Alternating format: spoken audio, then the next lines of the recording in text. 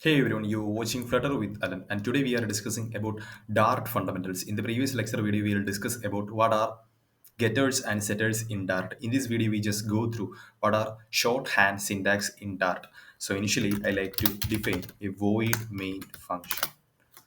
Okay, and I'll be just defining two integer type of values. I would like to define, or I would like to task like two numbers to add the sum by using this shorthand syntax to express. Okay, so I'll be just define the two integer type of values. So I'll be giving in the data type n1 equal to 1 2 and in n2 equal to 3. Okay, by using the function I'll be just define in the data type and I'll be given a function name as just give a function name. Okay, instead of the bracket, what was the actual parameters instead of the function parameters, I would like to define int n1 comma int n2. Okay, open the brackets at here. Instead of the function,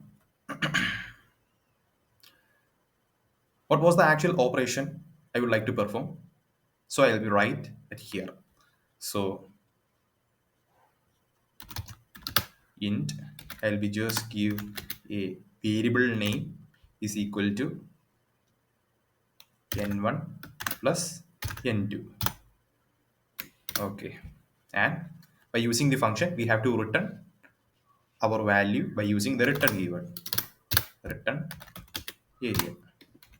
Okay, perfect. Instead of the void main function we have to also write, or we have to print this operation by using the print function. Before we use or before we write, what I'll be just define this int area, isn't it, instead of the function name. So int area is equal to int area is equal to function name n1 and n2. These are the parameters inside of the function name, and I'll be just print the area, and I'll be run my code here. Yeah, 5, and I'll be just giving a prompt. Okay, so giving the double quote marks gives a dollar symbol at here. The sum of two numbers is, I will run my code. The prompt is actually work or not, we have to check it out. Yeah, the sum of two number is 5. Okay, this is the normal way to express by using the function how we can write or how we can define the two numbers integer values to print the addition operators. Okay, the addition operation just performed by using the function. This is the basic way to express. So by using this shorthand syntax, how we can perform shorthand syntax, which means we do not have to write these are the couple line of code. So I'll be just removing these are the lines.